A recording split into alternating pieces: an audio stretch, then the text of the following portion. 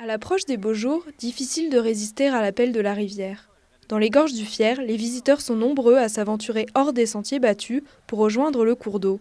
Et ce, en dépit des avertissements de la société gestionnaire du site. Dès qu'on voit des gens qui sont susceptibles d'avoir envie de descendre, c'est-à-dire qui ont une serviette de bain par exemple, ou ce genre de choses, ou des gens qui nous posent la question de savoir par quels moyens on descend, on leur dit qu'on ne peut pas leur répondre puisque l'accès est trop dangereux et que donc nous on ne veut pas prendre la responsabilité de leur dire par quel chemin on descend au bord du Fier. C'est un ravin, c'est abrupt, c'est glissant, donc déjà rien que la descente est dangereuse.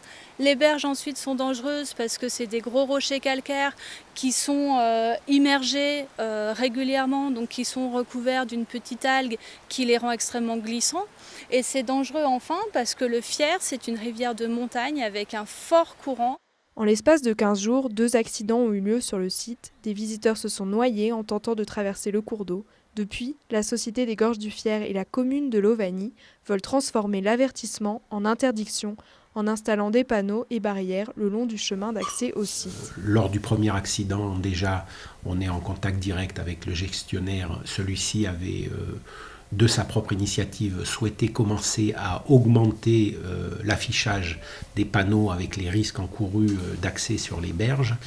Et là, avec le deuxième accident qui vient d'intervenir, on est monté, je dirais, un cran au-dessus en demandant la fermeture de l'accès aux berges sur la partie ouverte au public le long du chemin piéton qu'a réalisé le gestionnaire des gorges pour aller jusqu'à la billetterie où l'on peut visiter et voir l'ensemble du site.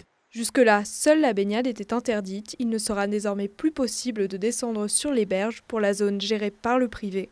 Quant à la partie publique, le maire de Lovagny a sollicité le préfet. Il espère voir le retour d'un arrêté préfectoral interdisant l'accès aux berges. Des panneaux seront également installés par la commune en aval du site.